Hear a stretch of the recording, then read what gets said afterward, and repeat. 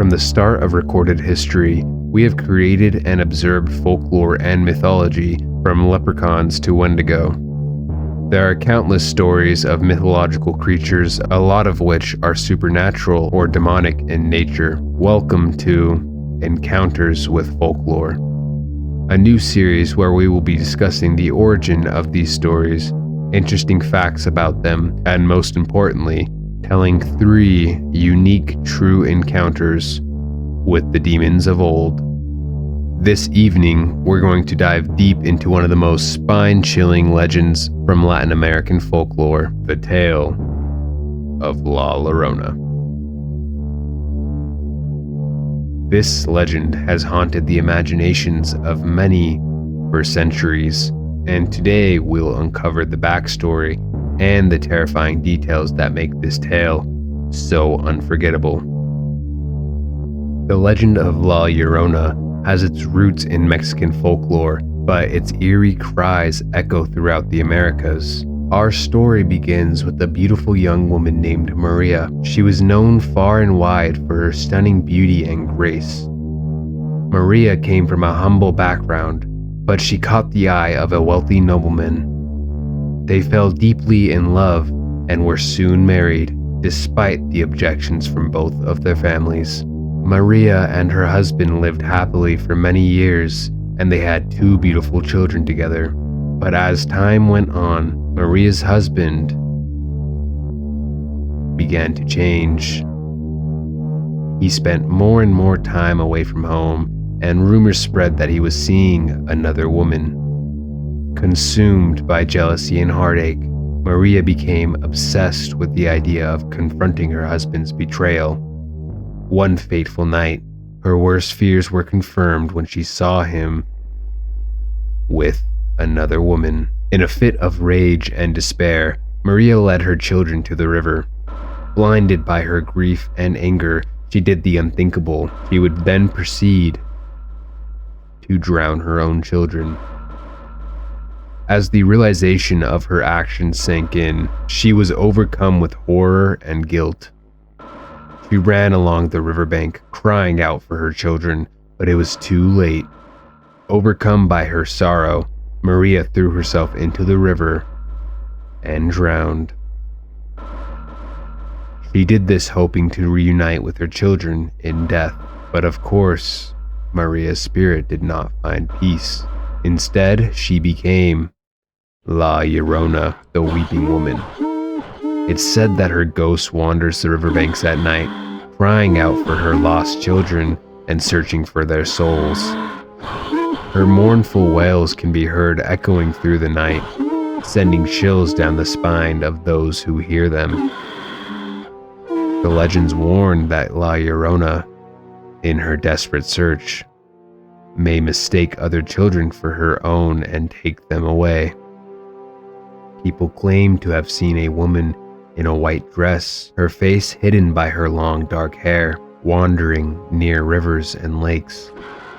Some have heard her cries, while others have felt an inexplicable sadness when she is near. These experiences have kept the legend alive and well, passed down from generation to generation. It is said that those who encounter her either go missing completely or are marked by her. This is because she marks the ones that she doesn't want, and she takes the ones that she does. In some places, people will tell you her name was Maria. Some will tell you that her name was Luisa. But people all over the Americas know her now as La Llorona. Although most stories based on her deal with her grief of losing her children, a lot of people actually know her as an evil spirit who targets married men. This, of course, is due to the jealousy that she exhibited before taking her own life. As a result, she has come to be known as a threat to both married men as well as children alike. Because La Llorona is recognized all over the Americas, it's very easy to get first-hand accounts of the horrors that people have had to endure at the hands of this demonic entity. Tonight we will cover 3 true encounters with La Llorona the Weeping Woman.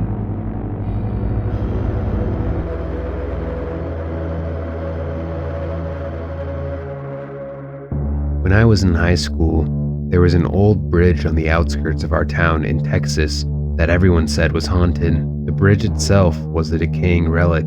It spanned a narrow, slow-moving river that wound its way through a dense woods. In 1942, sometime during the construction of the main thoroughfare in town, several young boys had seemingly vanished without a trace. The only connection? Each and every boy leading up to the day of their disappearance had been talking about hearing a woman's cries of which no one else in town could hear except for the mothers of these boys after their disappearances. This tragic event had become the town's main folklore, which had been passed down for generations, with each retelling adding new layers of dread and mystery. Since there were many Mexican settlers at the time of the town's construction, they came to recognize these incidents as encounters with the Weeping Woman, La Llorona. If you go to the bridge at exactly 11:34, you can hear the faint cries of La Llorona waiting to take her next victim. Me and my friends, Julio and Xavier, were skeptical but intrigued. One weekend, we decided to test this legend. Armed with flashlights, a video camera, and more bravado than common sense, we headed to the very bridge that the kids were said to have gone missing just before 11:34. It was a rainy night and the full moon shone through the damp clouds. We had thought it was the perfect night for a ghost hunt, but in retrospect, it was probably the worst conditions that any of us could have ever imagined. The full moon casting an eerie glow over the landscape, the crunch of gravel beneath our shoes, and the hard rain slamming against the leaves of the trees. The bridge loomed ahead, a dark silhouette against the moonlit sky. We paused at the edge, exchanging nervous glances and excited whispers. This was it, the moment that we had been daring each other to face. At first, everything was quiet. The bridge was eerie, with the faint sound of rushing water below and the rustling of leaves in the breeze. The silence was almost oppressive, broken only by our awkward laughter and attempts to lighten the mood. We joked and laughed to mask our nervousness. Just then, Xavier had pulled out his phone, and right before I even had a chance to ask what time it was, the atmosphere changed. The air grew heavy and a chill swept over us. It was as if the very spirit of the night had shifted, darkening with the minute. Xavier had turned and shown us his phone. It was 11:34.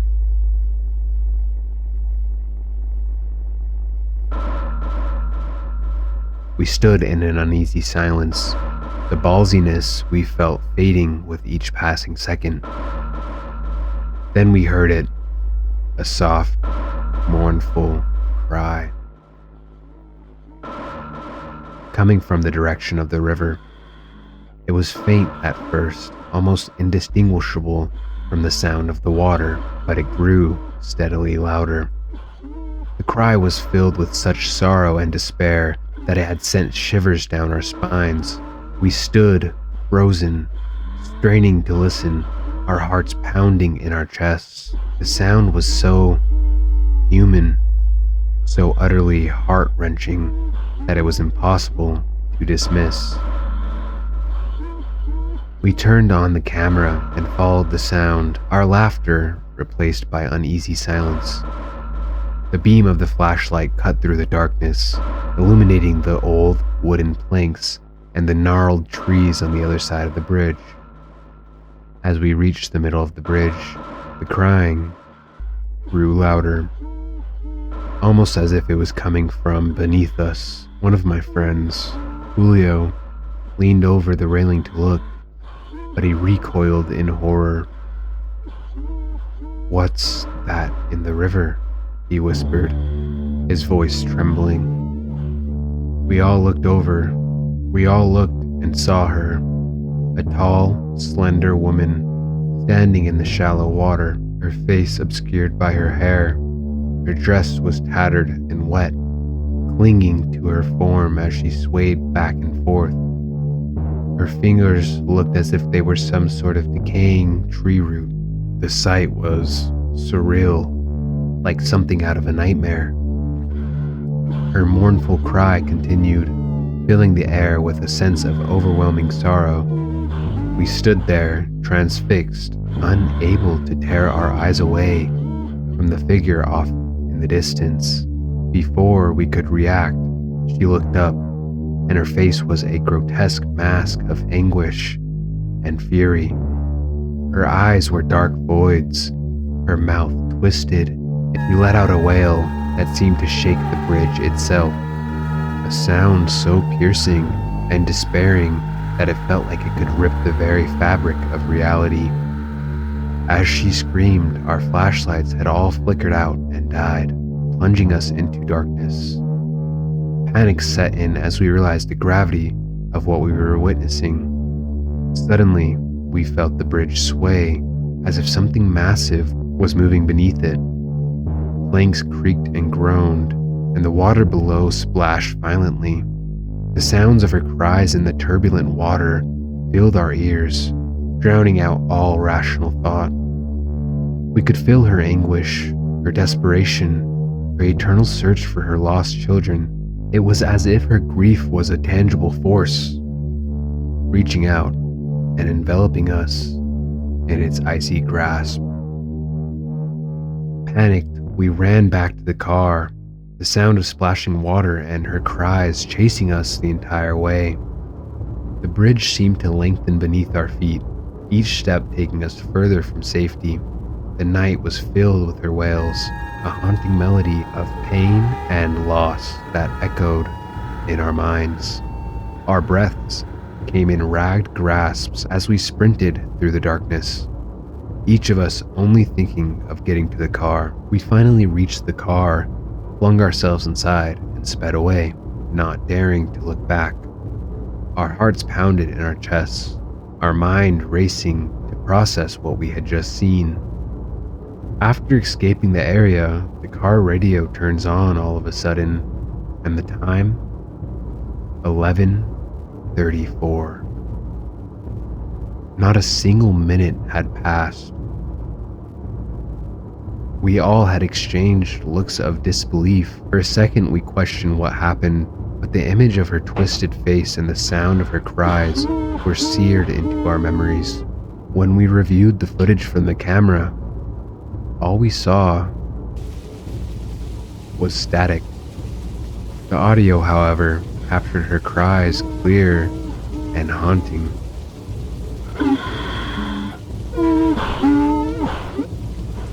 It was undeniable proof of our encounter, a chilling reminder of the night's events. Again, we had tried to convince ourselves it was a prank or a trick of the mind, but deep down, we knew what we'd seen.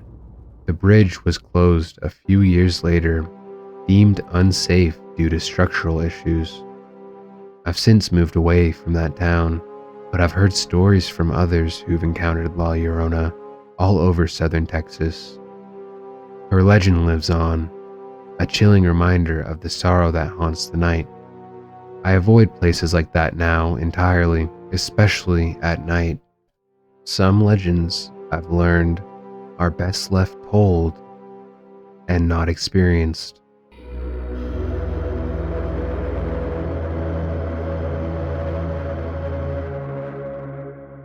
As a single mother, 32, I sometimes struggle with the demands of work and raising my daughter, Emily, 14. In 2009, we had gotten evicted after her father, my ex, had up and left us, leaving us unable to pay our rent.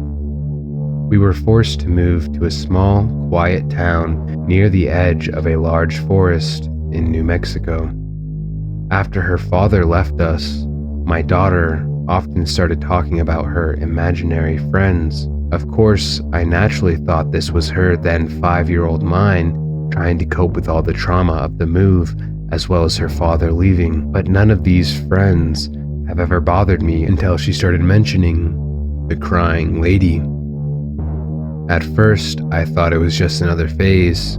I thought maybe she had seen me crying one too many times, since the whole experience was also traumatic for me.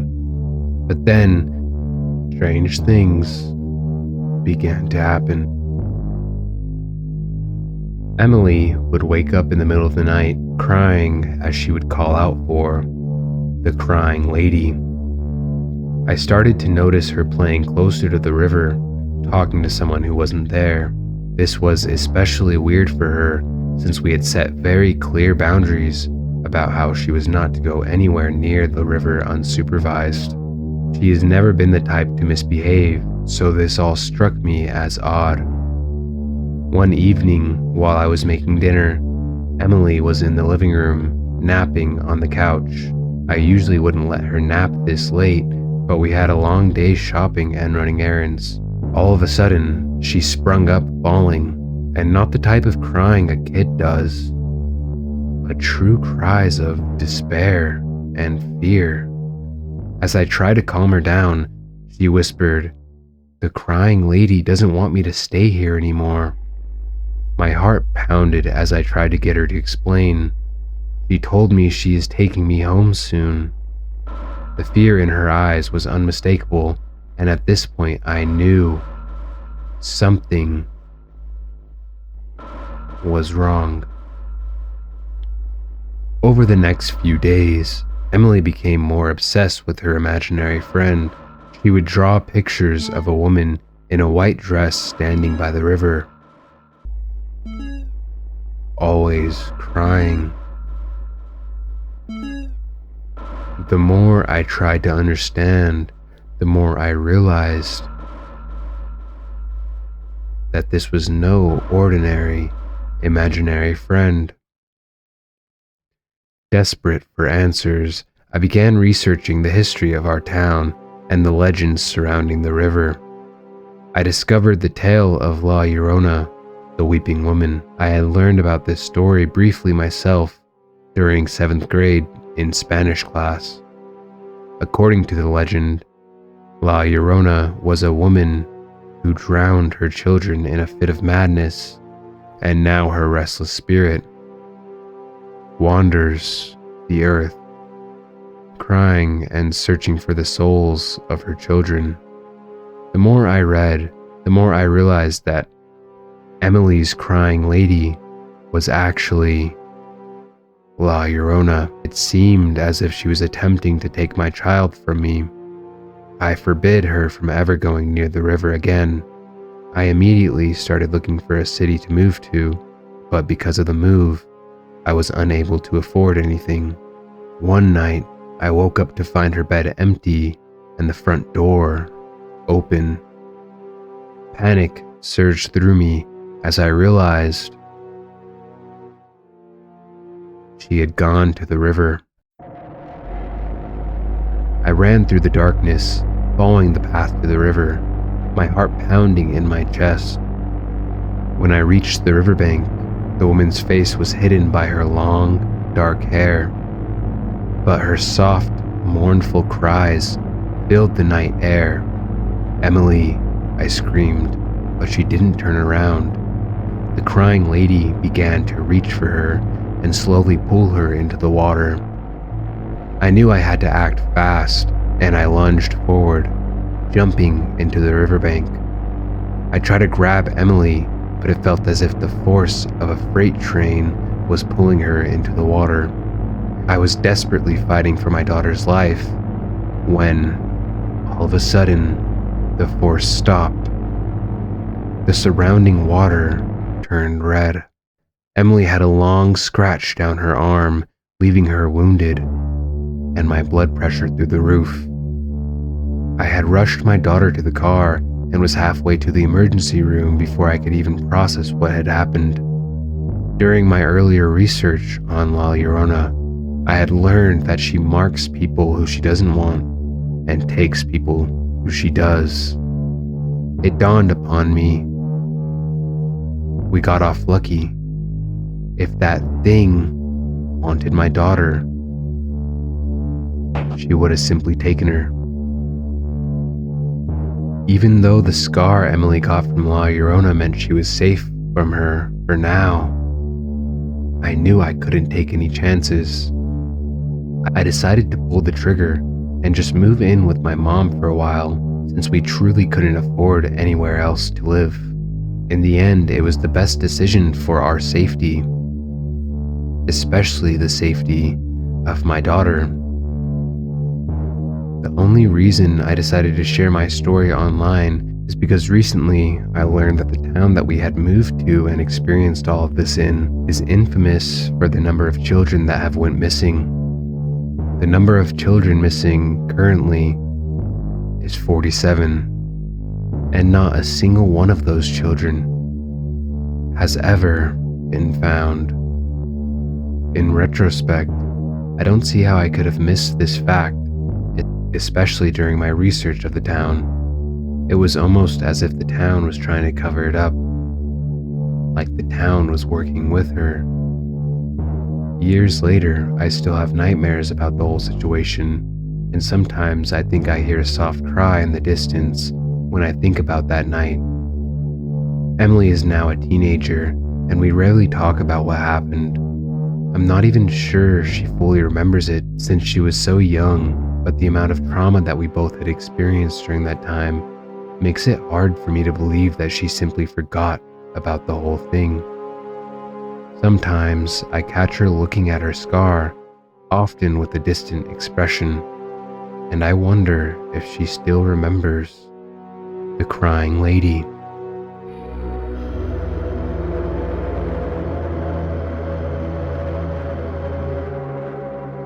It was the summer of my senior year in high school when I went to visit my Aunt Maria in her small village in Mexico. The village was beautiful, with cobblestone streets and colonial-style houses. There was always a dark secret looming over the villagers.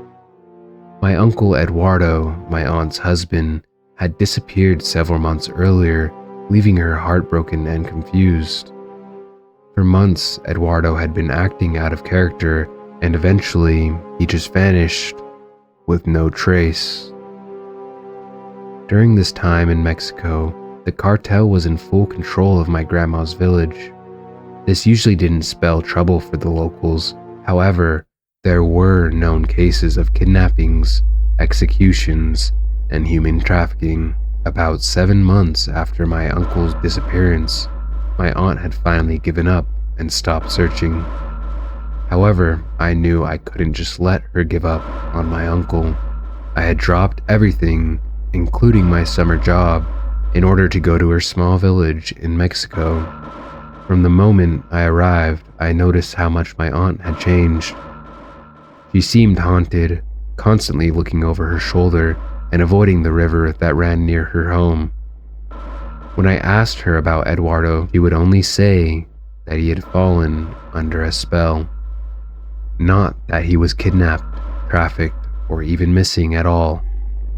My aunt had completely assumed that this was the result of a witch, or at least witchcraft.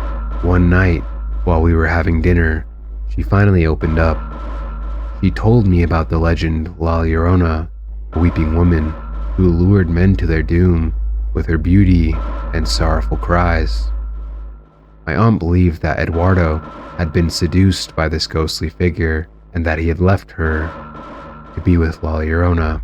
All of a sudden, my grandma pulls out a brown, tattered suitcase filled to the brim with love letters, notes, and drawings of LlORONA by my uncle himself.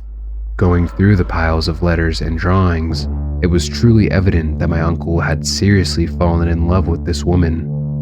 One letter read, "I yearn for you dearly. Not a night goes by that I don't see you in my dreams, calling out to me. I have stopped having relations with my wife. I am faithful to you. Soon we can finally meet in person, my love." As the letters got closer and closer to the date of my uncle's disappearance, they made less and less sense. His last letter reading, "I can't live this life anymore. I want to breathe you. I want to wear you. I want to transcend life and become a demon for you, my love. I know you are evil, but I do not care. I love you. I am coming to meet you at the river, and we can finally leave this place behind." Naturally, being from the States, my first thought wasn't that my uncle had been seduced by a vengeful spirit, but was severely mentally ill, possibly schizophrenic. I began my own investigation to see if I could at least maybe find his body, to give my aunt closure, and to free her from the paranoia she was showing. I spoke to the villagers, many of whom had their own eerie stories about LlORONA. They described her as a beautiful woman dressed in white, her long dark hair flowing down her back, crying for her lost children. Despite their warnings, I felt compelled to go to the river at night, hoping to find some clue about my uncle. Even though the village seemed convinced that LlORONA was real, I still worried for my uncle, as if he was truly mentally ill, there was little to no chance that he could have survived this long. Seeing all of the letters he wrote to LlORONA, I was fully expecting to find my uncle's body. I was determined to help my aunt get back to normal, at least. Armed with a flashlight and my phone, I ventured to the riverbank just after midnight, the air thick with tension and the sounds of the night surrounding me. As I stood by the river, I heard a faint, soft, mournful wail that sent shivers down my spine. I followed the sound, my heart pounding in my chest. The cry grew louder, more desperate, and I knew I was getting closer. Then, through the fog that had settled over the river, I saw her. LlORONA stood at the water's edge, her back to me, while her dress blowing in the wind. I was mesmerized by her beauty and sorrow, unable to move. Suddenly, she turned to face me, her eyes dark and hollow, her face twisted in anguish. A million thoughts raced through my head, but at that point I had realized that I was the one who had misunderstood this whole situation. This was a real demon standing before me. Before I could react, she began to move towards me, her feet barely touching the ground. Her wail grew louder, filling the night air with a sorrow that seemed to penetrate my very soul. I tried to run, but my legs felt like they were made of lead. She had reached out to me, but before she could take me too, my aunt had rushed between us, holding in her hand a wooden cross. LlORONA seemed to be irritated by it. She was seemingly unable to come closer to us, but she didn't need to come any closer to hurt us. Suddenly, we watched as a figure walked out of the water, barely visible due to the thick fog. It was my uncle, Eduardo. However, something was off, and we both quickly realized that was not who we once knew. Eduardo's eyes were black, hollow, and his face contorted into a sick and twisted grin. As he walked towards us, my aunt cried, seeing that LlORONA did indeed take her husband. But instead of letting the demon win, my aunt recited the Lord's Prayer, which both LlORONA and my former uncle responded to by letting out loud wails of pain and suffering. In that brief moment of hesitation, I found the strength to run, and my aunt followed, neither of us looking back for 1 second. When we got home, I turned towards my aunt, her eyes filled with a mixture of fear and relief. She broke down in tears, finally accepting that Eduardo was truly taken. The next morning, we had both left the village, never to return. The memory of that night still haunts me.